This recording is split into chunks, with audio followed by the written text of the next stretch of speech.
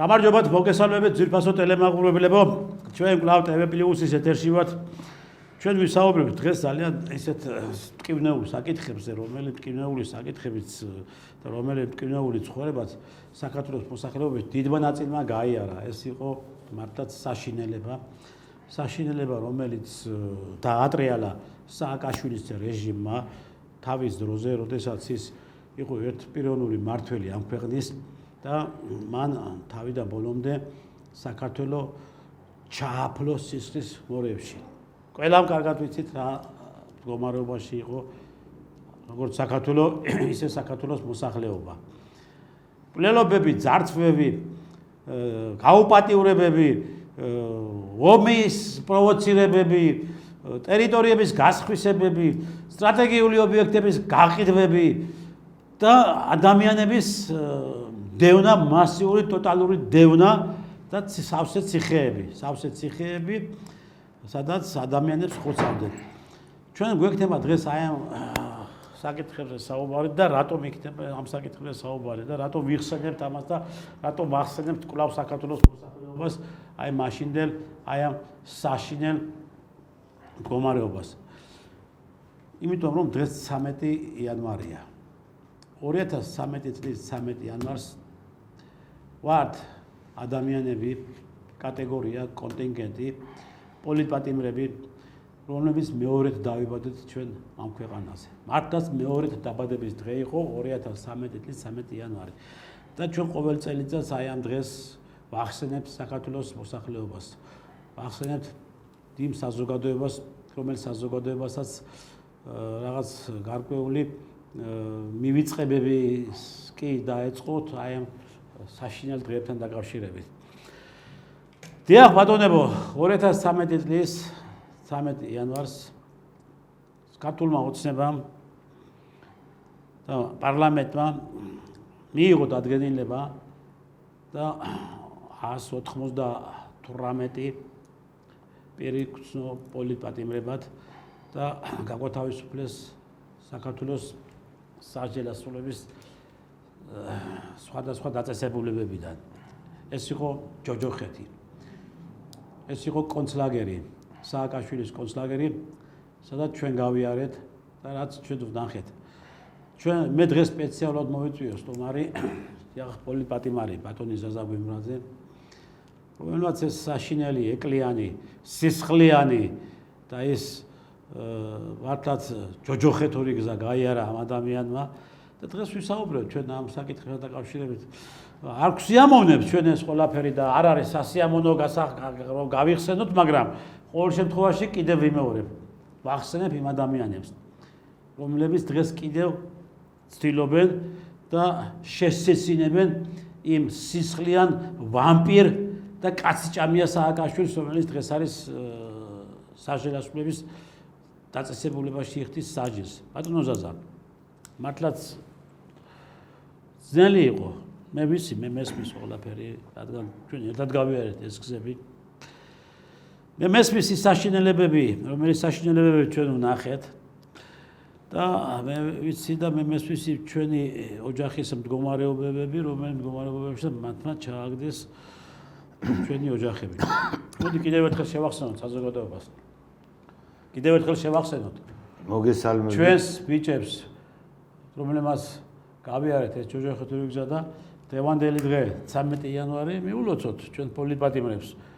ეს არის ჩვენი მეორე დაბადების დღე და ვინც ვერ მოესწრო მეორე დაბადებაზე რამდენი გარდაიცვალა, რა ბიჭები გარდაიცვალა. ბატონო ზაზა, რა სიტყვით მოყევით ერთი რაღაც მივესალმებით ტელევიზიის მაყურებლებს, მოგესალმებით ბატონო სტრესთან. დიახ.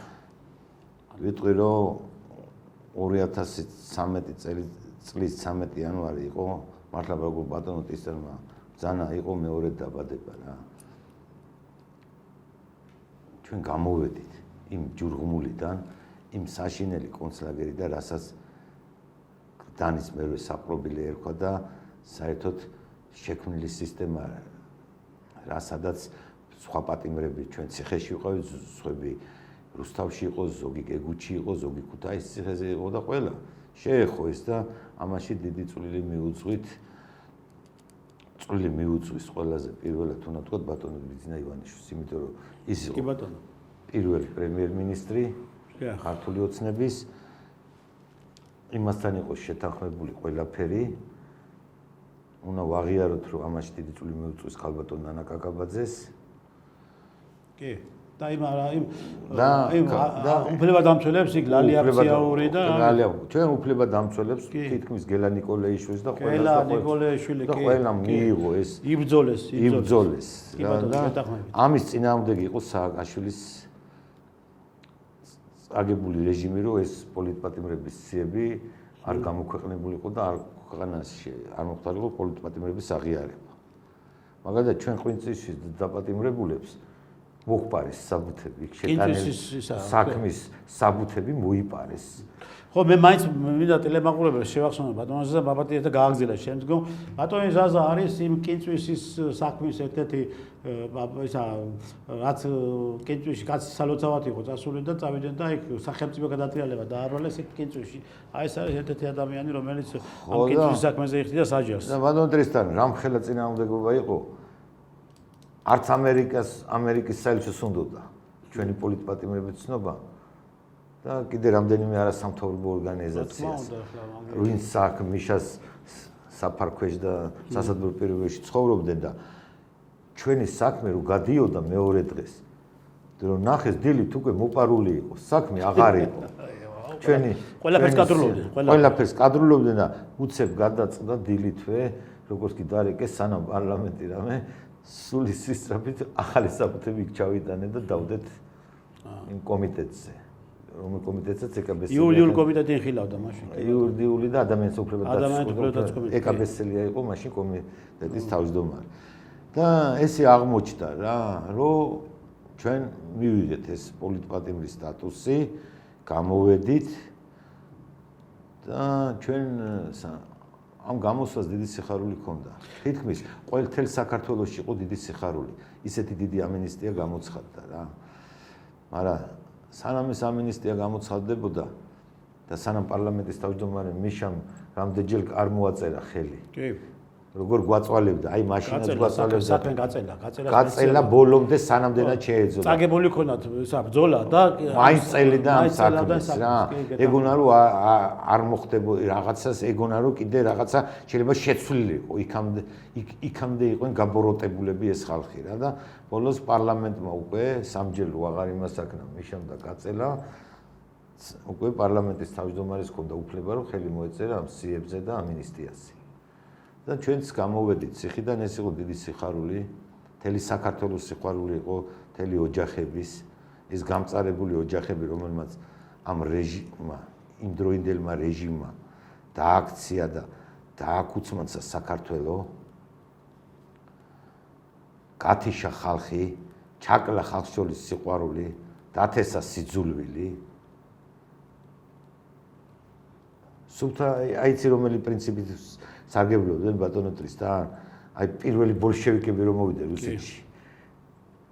ოქტომბრის სოციალისტური რევოლუცია რო დაარქვეს და მოვიდნენ ტროცკისტები და სიძულვილი დათესეს, ვინ ჩვენთან არ არის, ჩვენი მტერია, ამ პრინციპით წაიყვანეს საქართველოში ის ვარდების რევოლუცია, რომ მოვიდნენ, რომელსაც მე არაფერი მშვიდობი რევოლუცია, ეს იყო სახელმწიფოებრივი გადატრიალება, სახელმწიფო გადატრიალება. აი ეს იყო გადატრიალება. ბატონო ზაზა, მოვიდე. ჯერ როგორ გვაწამებდე. აი ეს მინდა, როგორ მე კი ვიცი და შენ ჩვენ ვიცით, მაგრამ მე მინდა რომ მაყურებლებს შევახსენოთ, მაინც ეს ცხოვრება რა ცხოვრებითაც ჩვენ ცხოვრობთ იქ. ჩვენ ჩემო ძვირფასო მაყურებლებო, დღეს გამოდიან კიდე იმ ძველ რეჟიმს მისტერიან, იმ პირსისხლიან რეჟიმს მისტერიან.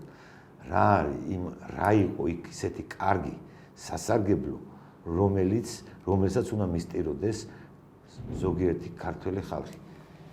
ზოგიერთი ადამიანი. მე ერთ რამეს ვიტყვი, ჩვენ ისეთი რამე გამოვცადეთ. ეს იყო ბავშვობაში გერმანელებზე რო კინო გადიოდა და გესტაპოს ციხეს რო უყურებდი და საკონცენტრაციო ბანაკებს, კონცლაგერები რო იყო, აი ესეთი იყო სისტემა. აწყობილი, არაფრად უღირდა ჩვენი ცხოვრება. ადამიანის სიცოცხლეს იქ ქონდა ნოლის ფასი. ნოლი იყავი შენი იქ ყველანაირად. ყველანაირი შეზღუდვა თუ რამე არსებობდა 21 საუკუნეში. როცა ლოზუნგები ქონდა ჩვენ ევროკავშირში უნდა შევიდეთ, ჩვენ ევროკავშირის წევრები უნდა გავხდეთ და თელი ამბები და თელი ადამიანის უფლებებზე ლაპარაკობდნენ, დაცვაზე, როგორ უნდა იყოს სისტემები, როგორ არის საზღვარი და ჩვენთან ყველაფერი პირიქით ხდებოდა. მიდიოდა უდიდესი წამება, უდიდესი ზეწოლა, ფსიქოლოგიური, მორალური, ფიზიკური, რან ზღვა გინება.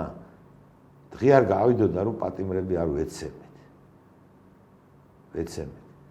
და იყო თელი საშინელებები. ერთ კაცს 4-5 კაცი ცემდა, 6 კაცი, 7 კაცი ცემდა და ეს каранტინი ხო საერთოდ საშინელება იყო ბატონო ტრისთან. იმის გავლა. წითელი პარასკევი. ხო, პარასკევობით იშლებოდა. თა როგორ დაამთხვეს პარასკევი რა. წითელ პარასკევსო დაშლით ციხეს და კიდე რომ მიიღე. წითელ პარასკევს ატო უზახოდნენ, ხო ვიცი? ხო, იმიტომ რომ სისხლიანი იყო. სულ სისხლი, იქ კამერები არის და თქვენ ხო კარგად იცით ბატონო ტრისთან და საერთოდ კამერები არ მუშაობდა და ის იყო ის კორიდორი, საიდანაც გამოდიოდეთ, გაყავდით და მე კიდე გამონაწილებელი ოთახში შეყავდით და მე უკვე სიას კითხულობდე და იქ სანამ შეხვიდოდი, იქ იდგა ერთ-ერთი შემოქმედი ამ ციხის რეჟიმის უფროსი, ფაცაცია იყო, ეგეთი გვარი ეხლა გამოსულა რა. გარეთ არის ეხლა. ხო, ეხლა გარეთ არის. აი ის გიკეთებდა ასეთ ნაცემკაც კიდე ერთი დარტყმას რა. საკონტროლო დარტყმა. საკონტროლო დარტყმა. სოგორ საკონტროლო გასროლა, ეს საკონტროლო დარტყმა ხონდა მათ იქ. უნდა დარტყმა მიდიოდა ფილტვი, ღვიძლი ნაღველი. ფილტვი, თირკმელი, ღვიძლი ნაღველში რა. იცოდე სამდანდა ერთად. ეს გარეწარი და დღეს კიდე ძალიან ისეთი ლობიერად მოეპყო საერთოდ ქართული ოცნება ამ ჯალათებს. ეს ჯალათები ბოლომდე დასჯილები არ არიან. ეხლა მეც არიან შეპარულები. მეც დავამატებ ბატონო ზაზა და მე თქვენს ვიტყვი რომ ჩვენ ორივე გავიარეთ ერთი ეს ხო და მართლა ისეთი ძალიან მტკივნეული გასახსენებელია ჩვენო მეგობრებო რა. მართლაც მტკივნეული გასახსენებელია. ბატონო ზაზა ახლა კარგად დაახსნა. ჩვენ იქ ადამიანები არ ვიყავით. ჩვენ არაფრად არ გვცვლიდნენ, ჩვენ ის აბსოლუტურად და ჩვენ არაფრის უფლებები არ გქონდა. ეს იყო ჯოჯოხეთი კიდევ რაღაცა რა გითხრათ, იმაზე ვარესი რაღაცა იყო რა. ეხლა მე ზაზა შეგახსენებ იმას საკვების საკითხთან დაკავშირებით. მეგობრებო, იყო ესეთი ბალანდა, სადაც ჩვენ საკანში შემოქონდათ და გვაჭმევდნენ. ეს იყო კომბიჟირში მოხარშული პერლოვკა. ეხლა წარმოიდგინეთ თქვენ კომბიჟირში მოხარშული პერლოვკა. ეხლა ეს კომბიჟირი რა როგორი იყო, გეტყვით? თეთრი ტაოტი ხო იცით რა არის? აი თეთრი ტაოტი. ხან თეთრი და ხან კიდე სალათის ფუცლის ფერი იყო. ხო. სალათის ფუცლის ფერი. თეთრი და გაცხელებული თეთრი ტაოტი რო ჩაასხათ რაღაცა ხო ამ იმაში რა პერლოვკაში. და მოგიტანონ, აი ეს იგიც მოქონდათ როგორ იცით? ეხლა ნახეთ, იქ იყო თეფშები, პლასმასის თეფშები იყო და პლასმასის კოვზები იყო, თხელი კოვზები იყო. როგორც კი ამ კომბიჟირს დაგვისხამდნენ, კომბიჟირში მოხარშულს დაგვისხამდნენ პერლოვკას და ეს შემოგვაგწყვეტდნენ იმაში კარბუშკაში, ხო? იმ წუთში უნდა გეჭამა, როგორც კი იყინებოდა რა, ცივდებოდა, მე ვეღარ შეჭამდი იმას. კოვზი ეგრევე ტყდებოდა, ხო, მე კოვს არ ვაძლებდნენ და მე რაღაც მითი რა ქვია, ბოთლის, პლასმასის ბოთლის იმის ჩალება შობეთ, რაღაცა წვალობდით, ან ხელით უნდა გვეჭამა. და რატომ ჭამდით ახლა ამას ჩვენ?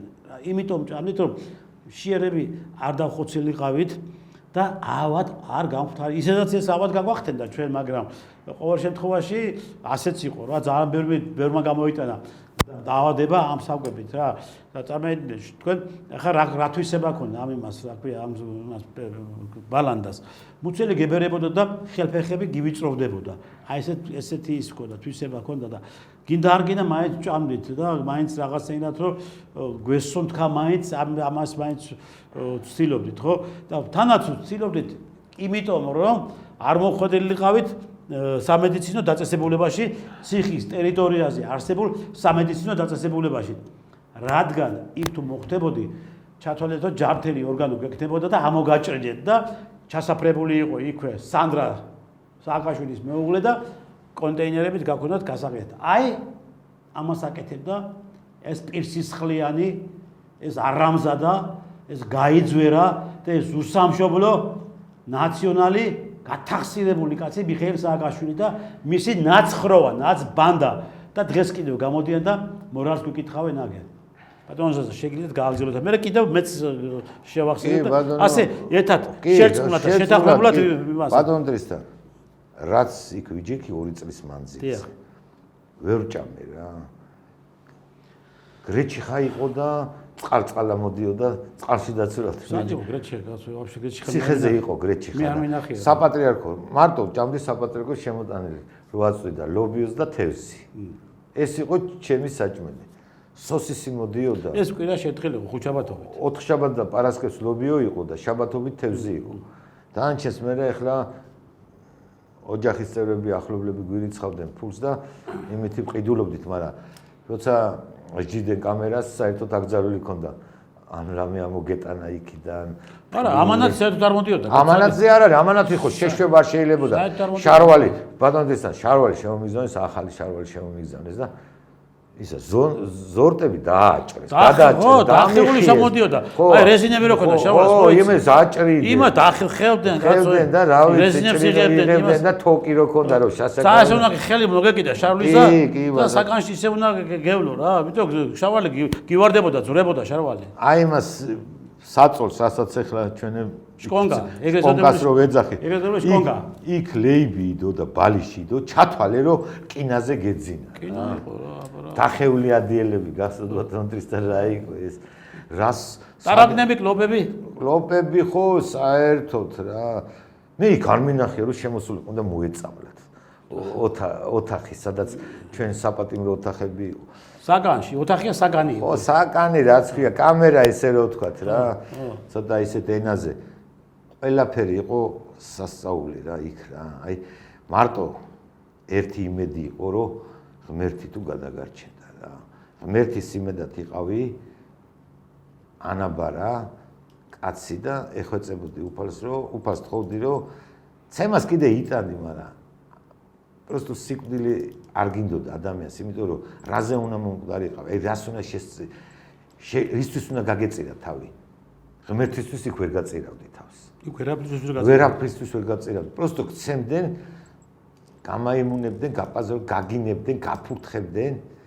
აი ყველაფერს საზიზღრობას ჩადიოდნენ და ერთხელ უთხარი ოფიცერს, მე უთხარი, აი როგორ მიდიხარ სახში, ან ოჯახში როგორ ეფერები, ან ბიძაშვილებს როგორ ხდები მეზობლებს, შენ ესე თუ ადამიანო რა, მაინც გცემენ და მაინც ხო უნდა თქვა რაღაცა რა.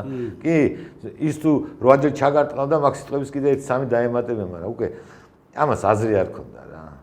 თან როგორი სადისტური ცემები იცოდნენ, კაცო, 1000 რამეს იგონებდნენ, 1000 ხრიკებს იგონებდნენ, ცემის ახალ მეთოდებს იგონებდნენ. აი ეს დამაწყობია ერთხელ ბატონო ტრისთან. ხელებით აქედან ორი ოფიცერი დამიჯდა, რამ ხელები იყვნენ, იცი? და ორივე მერდროულად რომ დამარტყეს გვერდებში, თიკმელებში და ფილტვებში და იმაში მომხვდა. სუნთქვა შემეკრა და სულ დამეკეტა, წავედი, მაიკა მეცვა. ეს მაიკა იმ ფიქრს არ მოკვდესო მაინც რა და თავზე მაიკაზე მომკვიდეს ხელი დამქაჩეს იმეკა ხო გაიხა. მაიკა რას დაგაჭირა რომ ამხელა ინერციით რო ავარდები სკამინა გადა, მაინც დავარტყი თავი. და ერთი ოფიცერი იმას რა უნდა უწოდო, ის ხო ადამიანია, არა, იმას ადამიანის სახე დაკარგული ქონდა. მაფურთხებდა კაც თავზე და ჯვარზე და ფეხს მისვავდა. ყველაფერი მტკიოდა რა, თავი და აი გათეშული იყო. მე იმიტომ კი არ ყვები არავის თავს არ ვაცოდებ. დიდება უფალს რომ ღმერთმა გადამარჩენა და ჩვენმა წმინდანებს თხოვდი და თავარ ანგელოზებს რომ მეთქი ხორცი გვემონდა. ღმერთო აქედან ცოცხალი გავიდე რა, უბრალოდ რა. ძალიან გაბრაზებული ვიყავი ბატონ ტრისთან. ქართულად მინდოდა მეგებინები პასუხი რა. როგორც სიტყვია, აბაროტი მინდოდა ამეღო ამათვის, მაგრამ მოძღვარმა მთხოვა რა, ჩემმა მოძღვარმა, რომელიც დღესაც ჩემი მოძღვარია და სულ მეუნებოდა არ მოძებნო რა. იმათ ღმერთი მიუძღეს ყველას საზავ თავის სასჯელსო და მე ვთხარი რო შემხვდეს ის ჩემი მწამებელი აი ეს დამეტაკოს ქუჩაში იქ როგორ გამოვიქცე უცებ დაითმინეოდა თუ ვეღარ დაითმენოდა რამე კიდე შემოგკადრაო მე კი უნდა მე ვიცი რასაც მე ვუთხარ. მოდი ახლა მეც პატარას ჩაგეთვე ბატონო ზაზა და მე შენბობ კიდევ შენს გაიხსენებ კიდევ იქ მიკავთ ამ ამბებს.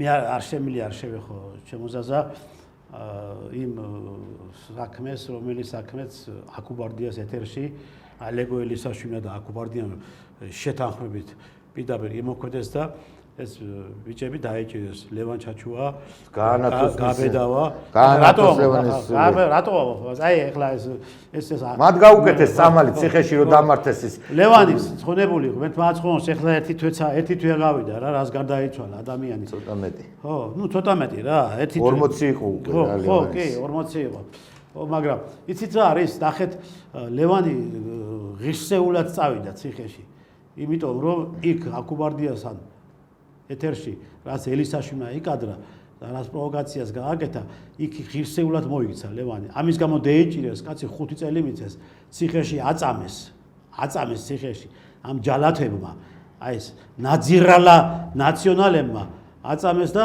ადამიანი რო გამოვიდა ციხიდან ხო უკვე ეთყობოდა იმას რომ რაღაც გარკვეული პრობლემები ჰქონდა და ადამიანს სიმსივნე განუვითარდა სწორედ ამ დაბეჭდილობიდან და ამ წამებიდან გამომდინარე იმიტომ იქ ნერსი გამიკეთესო მე მახსოვს ხო ამბობდა მაგას ლევანი ამბობდა მაგას ეგეც ხონებული ამ ადამიანმა და აი წარმოვიდგინეთ თქვენ ამ პატიოსანმა ამ მართა ქართველმა ვაჟკაცმა მამამ 5 შვილი ყავს მოდი ხო 4 შვილი და 4 შვილის მამამ წარმოიდგინეთ თქვენ ამდენ წამებებს გაუწოდა აქ რო გამოვიდა გარეთ რა დახვდა ის დახვდა რომ უსამართლობა ხო და უსამართლობას შეეჭიდა კიდევ და ადამიანს სიმსივნე განუვითარდა იმ სწორედ მაშინდელი იმ ქმედებებიდან გამომდინარე და გარდაიცვალა ლევანი და ლევანის უფალთან არის და უფალს ებარებოდეს და ასევე კიდევ ამინდა გავიხსენო დასაიცი ის მუხროვანის ბიჭები რო და მუხროვანის საქმეზე რო დაეჭირეს ბიჭები ხო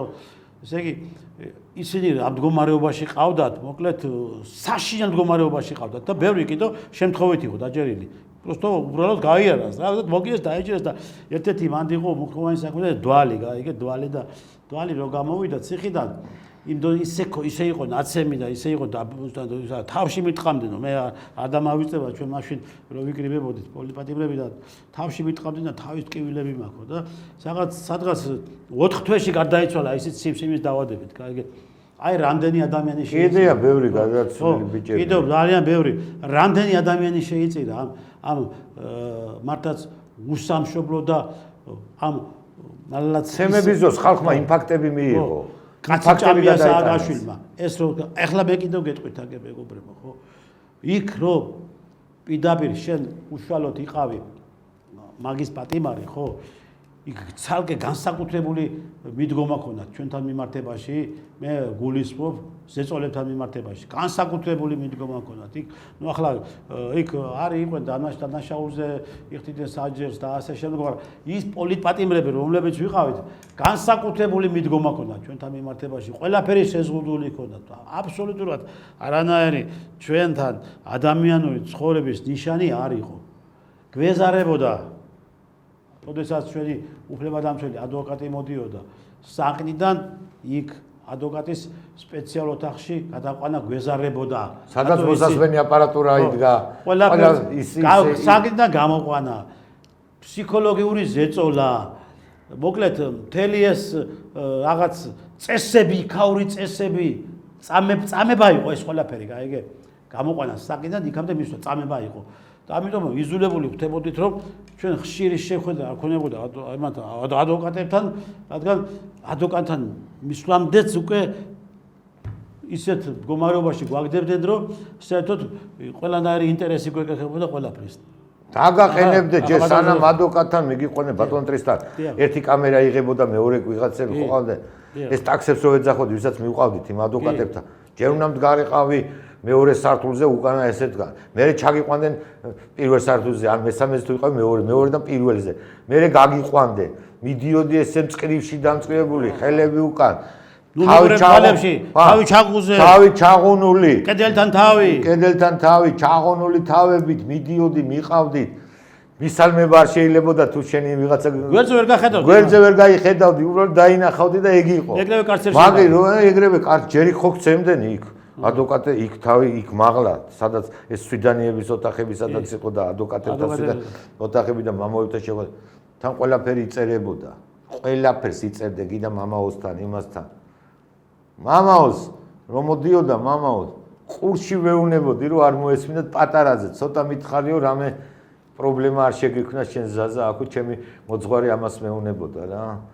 რომ აზიარებდა, რომ მიდიოდი საზიარებლად რა. ეს იმიტომ ხდებოდა, რომ გაზდიოდათ.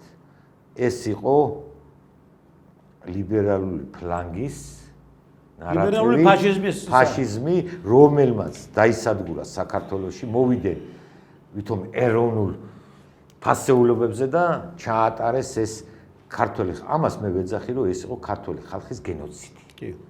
საქართველოს მოსახლეობის ქართულ ხალხთან რომ ქართულ ხალხს ვლაპარაკობ იქ ყველას ვაიგივებ რა როგორც სომხებს აზერბაიჯანელებს ისე ქურთებს ეზიტეებს ვინ ცხოვრობდნენ ჩვენთან მაგ საქართველოში ვინ ცხოვრობენ დღეს ეს იყო გენოციდი პირდაპირ მიმართული ქართული ხალხის მიმართ ქართველი კაცების მიმართ უნდა რომ ქართულ კაცის ვაჟკაცური სული ჩაეხშო და მოეკლა და გამხდარიყო რაღაცა ფარჩაკი ადამიანი რა ფარჩაკი კაცი რა რომ ხმასაც ვერ ამოიღებდა ის კაცი გაეხადა თუ იცი ოჯახის დაცვას ვერ შეძლებდა ვინც სამშობლოს დაცვას ვერ შეძლებდა ვინც სიყვარულს ვერ შეძლებდა აი ესეთი ქართული ხალხის გამოყვანა უნდათ ამ ზაღლიშვილებს მაბატიეთ ბატონ დესთან ამ გამოთქმაზე რა მეტი უნდა ვთქვათ მაგაცე ბიჭო რა ზაღლიშვილები კი ეგენი იყვნენ ის ადამიანები ის კაციჭამიები რომლებსაც საერთოდ არ გააჩნდათ არანაირი მორალი არ გააჩნდათ არაფერი მორალი არ გააჩნდათ არაფერი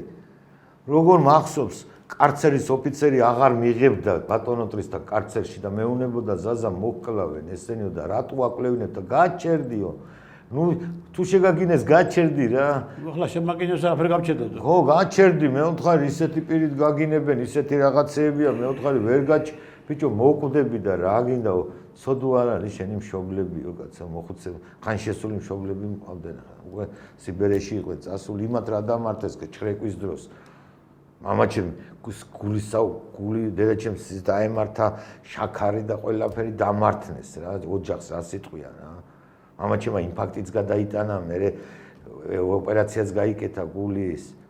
ყველაფერი მოუვიდა რა, თვალებზე ხედულობა დააკდა, ნერვიულობისაგან ყურს დააკდა და რა ვიცი. ყველაფერმა იჩინა მე თავი რა, ჩემ ოჯახში, ჩემ დას, იქით. და რა ვიცი რა, არ გადაყვდა თავს. ბატონო, მე არის დაგვინგრიეს ოჯახებში, აი ჯამთელი ოჯახი მყავდა რა, არავის არაფერი არ გვყავდა. ესე ვარც უყელა კაცო. და ყველაფერი ბატონო ტრისთან გადამიღეს თავზე, თელ თავში მაქვს ტრაუმული ნარჩენები. ეს უფალმა გადამარჩინა. მე მითხრა იმ ექიმმა რა, ვინც გადამიღო. ამდენი ტრაუმული ნარჩენები გადა, როგორ არაფერი გაგიმთო, მე ვთხარი, უფალს თხოვდი მეთქი რა, რომ არა და უფალმა გამოიღო ჩემზე წყალობა, დიდი წყალობა, მე ვთხარი, რომ გადავრჩი და იქ დედაღვთისმშობელს ვეხვეწებოდი, მთავარანგელოზს, მიქაელს ვეხვეწებოდი და გაბრიელს და ყველას რა წმინდა გიორგი და რავი წმინდანინა და ვიცი რა არის ბატონო ზაზა ხან ახეთ წარმოიდგინეთ ახლა თქვენ ამდენ რაღაცებს იხსენეთ და თან ბატონო დედა ეცუდით რა გამოვედი თირკმელები არ მივარგოდა, ფილტვები არ მივარგოდა.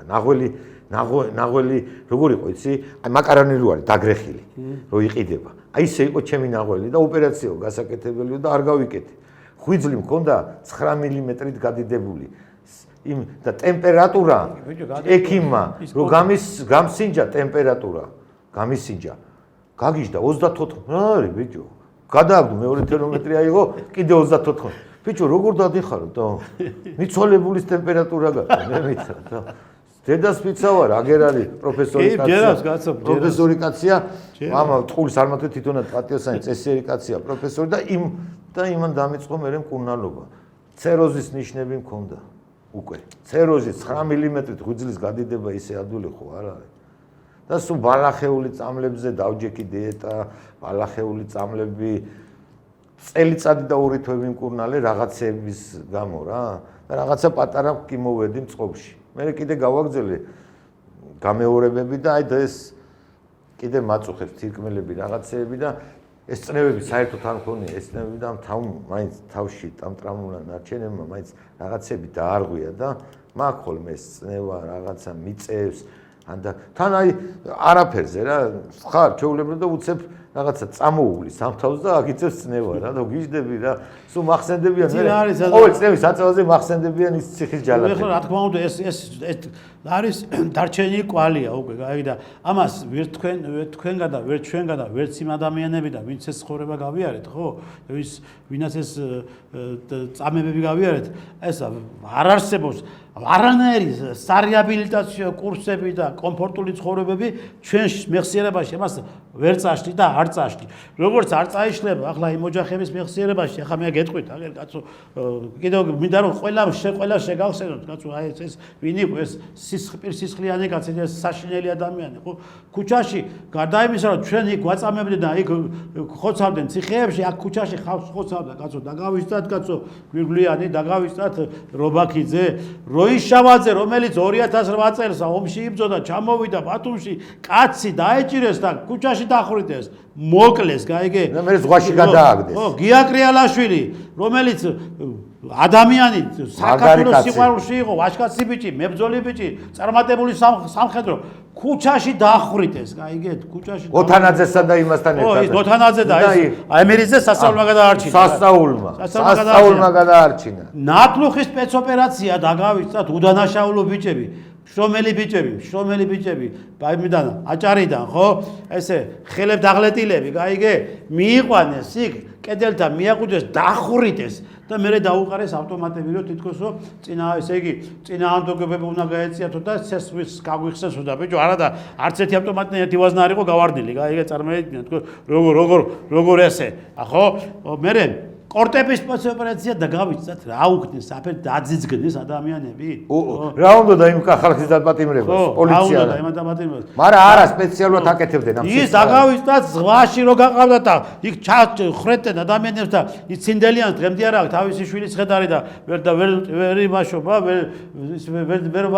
ვერ ამოსვენ ის აფრასიძეები როგორ ჩახოცე აფრასიძეებიო რამდენიათი გაგახსენოთ კაცო იქ ზუგდიდში ეხლა ეს პირსისხლიანი ბაჩანა ახალაია კიდევ განმეორებით უნდათ საქართველოში დაეტრიალებიათ ეს უბედურება ხო და კიდევ განმეორებით უნდათ საქართველოში დაეხოცათ ხალხი და კიდევ ამ უბედურების ის უნდა გავსარიყავთ მოსდა ეს ბაჩანა ახალაიას რომელსაც იქ ზუგდიდში საიდუმლო ბუნკერი ქონდა სადაც იქ ხალხს აიმაშვებოდნენ აუპატიურებდნენ და აწამებდნენ აიგე და ეხლა ეს დაგავიწყდათ ხალხო დაგავიწყდათ ის როგორ ესე იგი ეს ავადმყოფი სააკაშვილი გამოვარდებოდა უცებ და თუსადმე კაი კალიტა ინახავდა უცებ გიჟივით რო ეცემოდა კაცო რა საშინელება იყო კაცო მე არ მავიწყებ ეს არც ასას ავიწყება არც ჩვენაირებს დაავიწყებათ ჩვენ ყოველთვის ვიტყვით ამას გაიგე და ყოველთვის შევახსენებთ საზოგადოებას ყოველთვის ვეტყვით იმ ადამიანებს იმ ავადმყოფებს რომლებიც დღეს განამ მთავრობის სახლიდან გაიგე და ისევ მიხეილ სააკაშვილს ეთხოვენ და მიხეილ სააკაშვილის გათავისუფლებას ეთხოვენ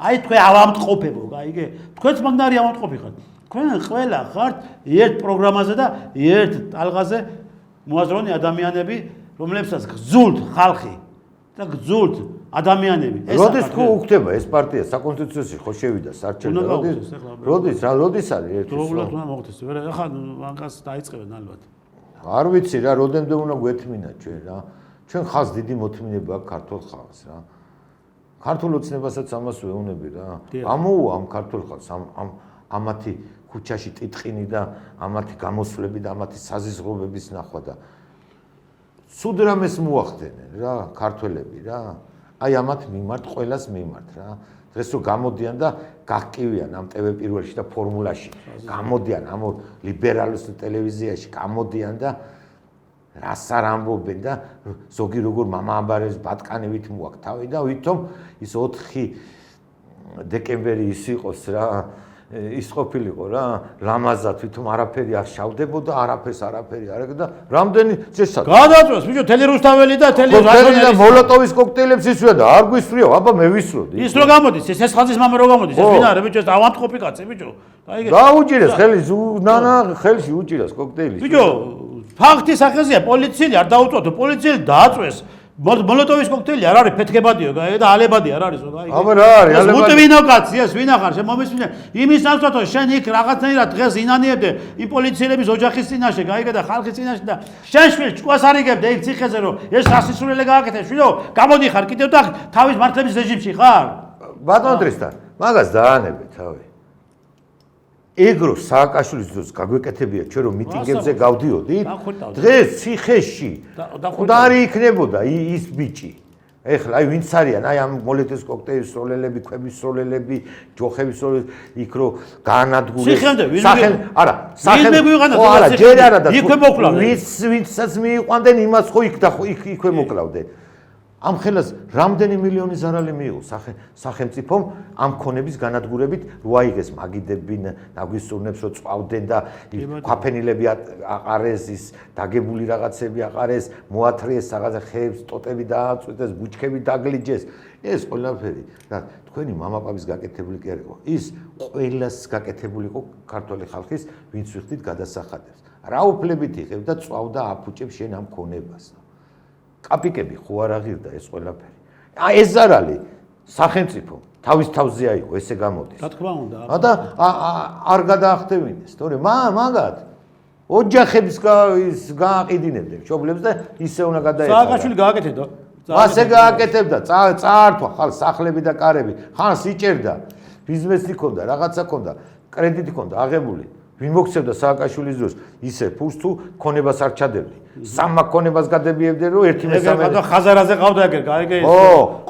ყოველ იმაზე ფორდებოდა საღამოობით, აბა ნოტარიულდა. TBC ბანკთან ხაზარაძესა და ხაზარაძეს კიდევ რას უშვებოდა ხალხს ხო ხედა. მოკლედ ბატონო ზაზა, ჩვენი დრო ამოიწურა. ერთი რამე მინდა თქვა ბატონო ესა დამთავრების. მე ხლა მინდა რომ ხელისუფლებას მიმართო ამ 13 წლის თავზე. 13 წელს გამოვედით. გავმართლდით. ჩაგვიტარდა, ბევრმა არ შეიტანა სასამართლო პროცესში. ჩვენ მაგალითად შევიტანეთ, რომ გინდოდა რომ სასამართლოს ზალი სრული იყო და სრული რეაბილიტაცია და სრული რეაბილიტაცია მომცა სასამართლო პროცესმა. მით უმეტეს რომ გაიწელა. გაიწელა, ძალიან გაიწელა.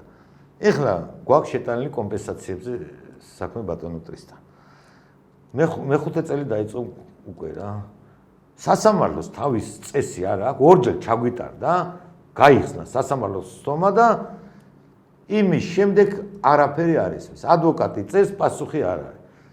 ერთი ვერ გავიგეთ, ისე მიშა სასამართლოს ხო არ დაუბრუნდით კაცო. რაგიან საპენსიოდ მოგცემენ. საპენსიოდ არ მჭირდება, მე საპენსიოდ. მე ჩემი მჭირდება, მე კიდე მკურნალობა მჭირდება. მე საუბარით უნდა წავიდე და ვიმკურნალო. ამიტომ მე ის კომპენსაცია რაც მიწერია, ეს წავწერეთ მიზერი. და იმას კიდე დავაკლებ ვეუნები სახელმწიფოს მომეცით, რომ გავიდე და ვიმკურნალო და ჯამთელი ვიყო რა. გასაგებია ბატონო ზაზა. ხო, დღევანდელ ხელისუფლებას. მართალი დადება ბატონო ზაზა, იმიტომ რომ ასეც არის, გაიგე, ჩვენ ახლა ყველას თქვენ ჩვენ ვერ ყოფილიყავით, თქვენ ვერ მოხვიდით ხელისუფლებაში ესისოდეთ, იმიტომ რომ ჩვენ დავიწყეთ ეს ყველაფერი და მე ჩაებით თქვენ ჩვენს იმას პარაოს. ბიძინას გულისათვის კინაღა მომკლეს. 22 დღე გამატარებიეს, ჯერ კაცაში და მე ერთი თვე კარანტინში. ბიძინა რომ დავიცავი ივანიშვილი და ერთი ვინ იცავდა ეგენი მაშინ ბიძინა ივანიშვილი.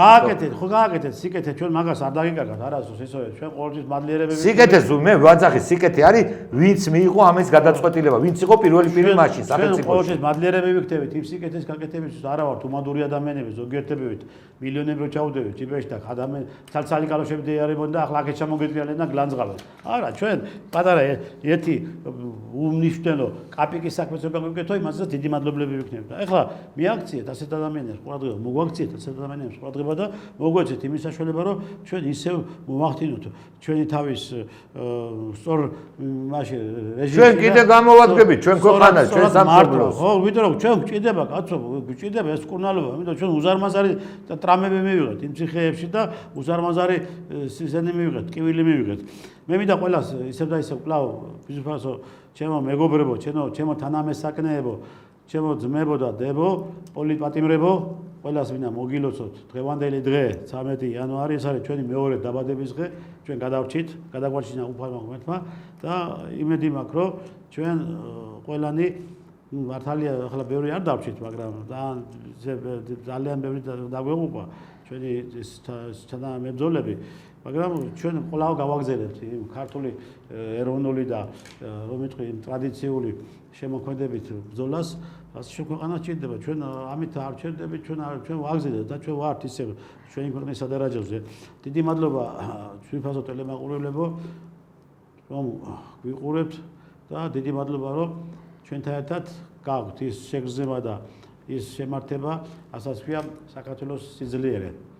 თქვენ გითხრათ ხელისუფლება დროულად გადადგით ნაბიჯები და ნუ გყავთ ისინი კომფორტში. ჩვენ ასეთ კომფორტში ყოფილი ყავთ, იქიდან გამოსვლას კი არ ვიფიქრებდით. არ ვიფიქრებდით. აბა კარგად მანდებოდეთ და მომავალ შეხვედრამდე. კარგად ბრძანდებოდეთ.